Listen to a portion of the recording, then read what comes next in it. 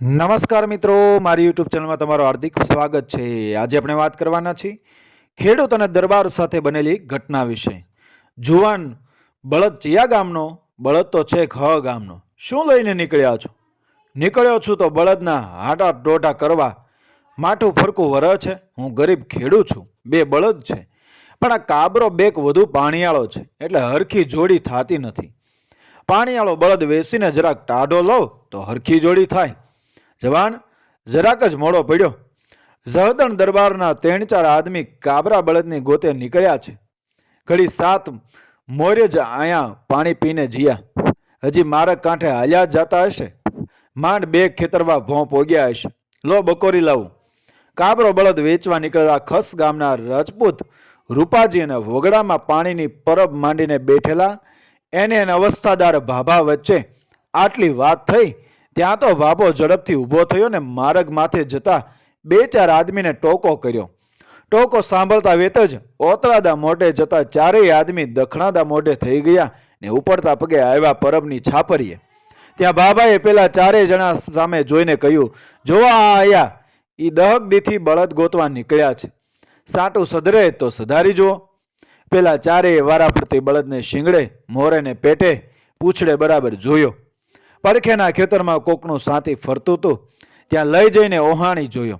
પછી કહે, તમારો કાબરો અમારી નજરમાં બેઠો છે, હવે કરો કિંમત। રજપૂત કહે, તમે દરબારના માણસ છો, તમે કિંમત કરો, મને પરવડશે તો દોરી લાલીશ, ના તમારું જાનવર છે એટલે કિંમત તો તમારે મોઢે જ કહેવી પડશે। આમ વરછત ચાલતી હતી। ત્યાં એક જણે પરબવાળા બાબા સામું જોઈને કીધું, એમ કરો, બધી વાત જવા દ્યો, આ બાબા કિંમત કરે, એ અનુભવી છે, એકને અન્ય નહીં થવા દે। ત્યારે પરબવાળો ભાભો કહે, બે મારી વાત કબૂલ રાખો તો હું વચમાં પડું, અમને કબૂલ છે। ત્યારે બાબાએ કીધું, કાબરો બળદ છે તો પાણીયાળો, હોળે શિંગડે મોરે નમણો છે, એટલે રૂપિયા તો ઝાઝા બેહે, પણ દુકાળ માથેથી ઉતરવા આવ્યો છે। જેઠ મહિનાની ગડા હાંધ એટલે ઉતરતો મહિનો છે, એટલે આ બળદના રૂપિયા 1.5 હલાય। પેલા 4 કહે, કબૂલ છે, પણ ઓણની સાલ નાના ભીડ બહુ છે, એટલે રૂપિયાની કાંધા એટલે હપ્તા કરવા પડશે। બાબો ઠાવકાઈથી બોલ્યો, કાંઈ વાંધો નહીં, 50-50ના 3 કાંધા કરી ગયો। જેઠ, અહાડ અને સરાવણ મહિનો પૂરો થાય તે કેડીએ 1-1 કાંધો આપો। 3 મહિને ત્રણેય પૂરા કરવા। રૂપાજી રજપૂત મનમાં ખૂબ મૂંઝાણો, પણ ડોહા આગળ જીભ કચરેલી એટલે ફરીને બોલાય ચેમ? આ તો રજપૂતનું લોહી। વચને બંધાયેલા રૂપાજીએ કાબરો બળદ દોરી આવ્યો, પણ આનું ખાતું કે પતરું કંઈ ન મળે। રજપૂત ઘરે ગયો, ગામમાં વાત કરી કે કબરો બળદ જહદણ દરબારને વેસાતો દઈ દીધો, પણ રહેતા રહેતા ખબર પડી કે 7-8 તો બોટાદના માર્ગે આવેલી એ પરબની છાપરીએ જાતા। ત્યારે રૂપાજીને કોઈએ કીધું, બધા માણા, તું ડાયો માણા થઈને ન્યા જ્યાં જતો બાલ્ય ભરાણો? ઈ ભાભો તો ચુવાળિયો કોળી મુવો છે, એને અરણા પાડા જેવા 4 દીકરા છે, એ સીમ શેડે રહીને આવો જ ધંધો કરે છે। આછી પાતળી ખેડ હતી, એ દુકાળમાં ભાંગી જઈ તે પછી વગડામાં પરબ નાખીને પડ્યા રહે છે। કોઈ નીકળે તો ડોહો પૂછે છે, ક્યાં જાઓ છો? સીધ જાઓ છો, ક્યારે પાછા વળશો? પછી 4 છોકરાને ભેગા કરીને બધું લૂંટી લે છે। આજકાલ તો એ માર્ગ બંધ થઈ જાય છે, કોઈ ભૂલે ચૂકે ત્યાં ફરકતું નથી। ત્યાં તો ભાલમાંથી કોઈ સગાનો સંદેવો આવ્યો કે રૂપાભાઈને કહેજો તમારો કાબરો અહીંયા કણે અઢીમાં વેસાણો છે। રજપૂતે વિચાર્યું, મારા દીકરા, આ સાગઠા હોય તો ભારે કરી, હવે ગમે એ રીતે એમને લૂંટફાટનો ધંધો છોડાવું નહીં તો મારું નામ રૂપાજી નહીં। એક દિવસ બપોરા નમતા રૂપાજીએ ઘેરથી રજપૂતાણીને કહ્યું, મને ભાતા પોતા કરી આલો, આજ તો કાબરાનું કાંધું લેવા જવું છે। રજપૂતાણીએ કીધું, કાંધાના પૈસા આવે એમાંથી મારા હાટું શું લાવશો? રજપૂત કહે, તું રાજી થઈને કહે એ લાવું। તું ઘણા દીથી કહે છે ને કે હાતમ આઠમનું પરબલું આવે છે, ગામની વવાવરું ઘરેણાને નવા લુગડા પહેરીને રાસડા લે છે, તાણે મને મારા અડવા અંગેથી શરમ આવે છે। આજ તારા માટે સુડલી ઘરાણું લાવીશ, કાંબિયું ને કડલાની જોડ લાવજો, પાટણનું પટોળું લાવજો, પણ મને એમનો ખબર પડે, તારે જેવા જોવી એના નમૂના હારે આપ, અદલો અદલ જેવા જ લાવીશ. રજપૂતાણીએ તો પડોશીના જોઈ ઘરેણાને લુગડા માગી આણ્યા ને રૂપાજીને દીધા. રૂપાજી બસકો બાંધીને રૂજુ કૂજુ ટાણે ચાલી નીકળ્યો. ભાભો અને એના ચારેય છોકરા ભાતું છોડીને વાળું કરવા બેઠેલા. એવામાં છાપરીને નાકે અજાણી સ્ત્રી આવીને મોકળે ઠણકલે રોવા માંડી. વાળુના કોળિયા પડતા મેલી ભાભોને ચારેય છોકરા બહાર આવ્યાને પૂછ્યું, તમારે શાના દુઃખ છે? રોવો છો શું લેવા? જે હોય એ મોકળા મને કહી દો ને જટ. ત્યારે મોટો હૂટવો મૂકીને મોઢું ઢાકેલી બે કહે, આ દુનિયામાં મારું દુઃખ ભાંગે એવો કોઈ નથી. હું બેલા ગામની કોળણ છું. મારા ધણીએ રોયાએ મને મા બોન કહીને ઘરમાંથી કાઢી મેલી છે.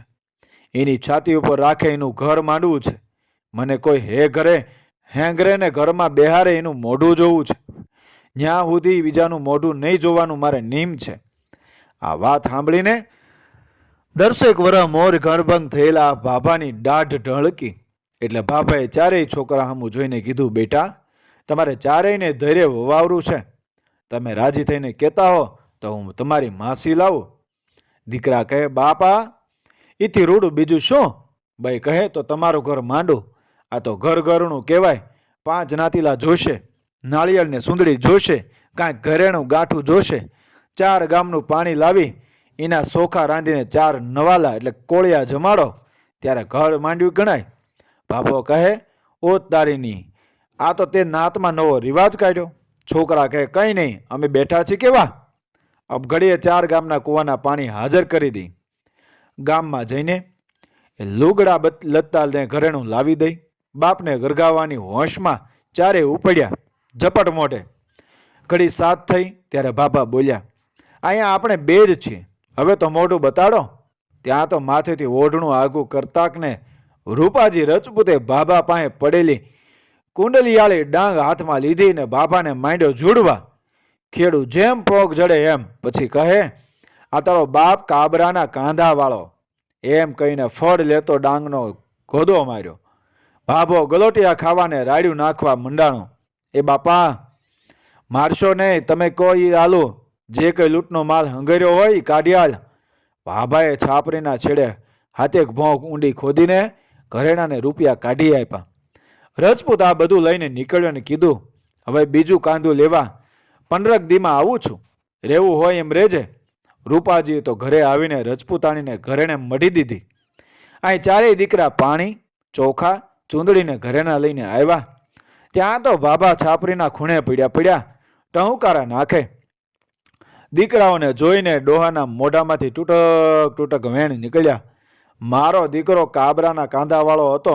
મારીને મારા હાડની કાછેલ્યું કરી નાખી. પાછો કહેતો જીયો છે કે 15 દી કેડે બીજું કાંદું લેવા આવું છું. બોલો. અવસ્થાદાર શરીર પર ડાંગોના ઘા ખૂબ પેડેલા.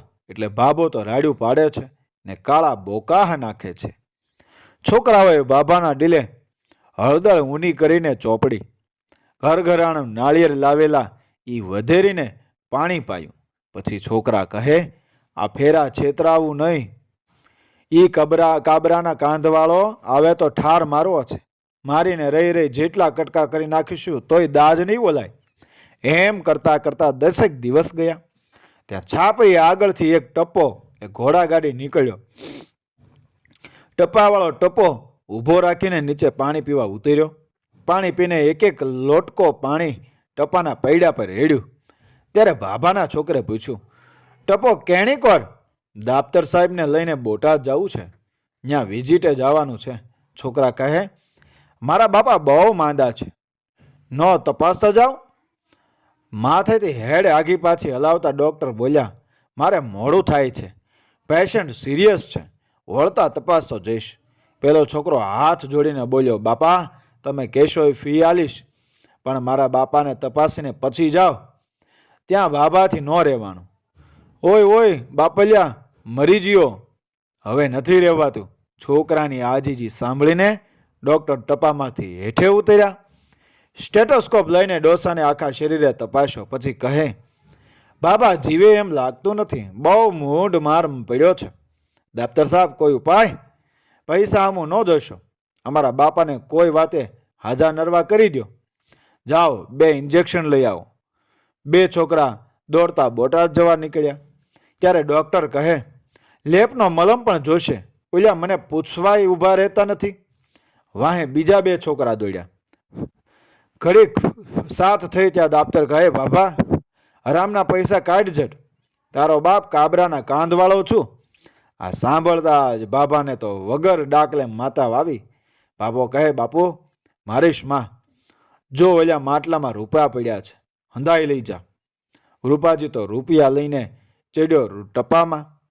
ત્રીજું કાંદું લેવા 8 દીમાં આવું છું એમ કહીને પછી ટકાવાળાએ કહે, આ તારો ઘોડો મરી જાય તો કુરબાન, હું બીજા પૈસા આપીશ, નવો ઘોડો લાવજે, પણ જવા દે એકવાર બળ હોફીને, ભેગાનો થવા દેતો, નકર તું ને હું જીવથી જીયા માનજે.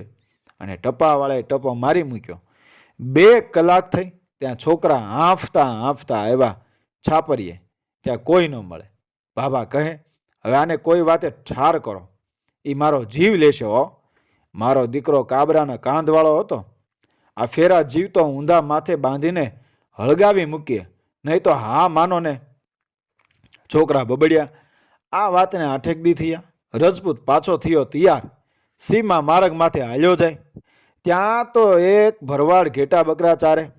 રજપૂત ભરવાડ પાસે જઈને કહે, લા તારે 100 રૂપિયા જોઈએ છે?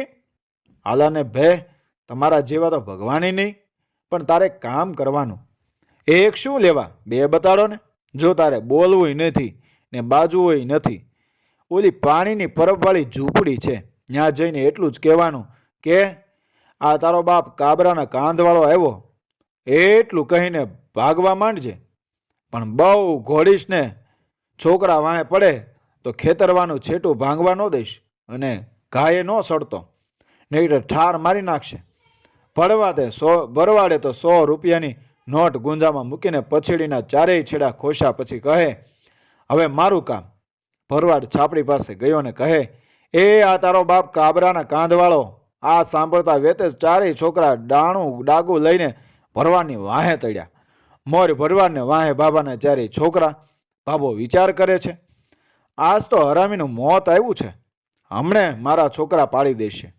ત્યાં તો બાબાના ડેબામાં ફળું ડાંગ પડી. એ નહીં પણ આ તો તારો બાપ કાબરાના કાંધવાળો હાહસો. ઝટ કાઢજે હોય. આને જોતા જ ડોહાની આંખે અંધારા આવ્યા. 2 હાથ જોડીને કહે, બાપ તારી ગા, હવે મને છોડ. બોલ, હવે આ ધંધો કરીશ કોઈ દી? ઝૂંપડી વીખીને અહીંથી વયો જા જટ, પાણી મૂકું છું. કોઈ દી આડા માર્ગે નહીં જાવ. જે હોય ખેરે જેરો કાઢ જટ. ડોસાએ 15-20 રૂપિયાનું પરચુરણ હતું એ ધરી દીધું એટલે રજપૂત લઈને વેતો થઈ ગયો. પછી 4 દીકરા થાકીને ઝૂંપડીએ પાછા આવ્યા. ડોહાની હાલત જોઈને 4 પોક મૂકીને રોયા. પછી છાપરીનો સામાન સંકેલીને ઘર ભેગા થઈ ગયા. આજની ઘડીને કાલનો દી રજપૂત ઘરે ગયો અને ખાધું પીધું ને રાજ કર્યું. મિત્રો, વિડીયો પસંદ આવ્યો મારી ચેનલને સબસ્ક્રાઈબ કરો, ફોલો કરો, શેર કરો. મળીએ આવી જ ઘટના અને પ્રેરણાદાયક વાર્તાઓ સાથે આગળના વિડીયોમાં. બન્યા રહો મારી ચેનલ સાથે. જય શ્રી કૃષ્ણ. રાધે રાધે.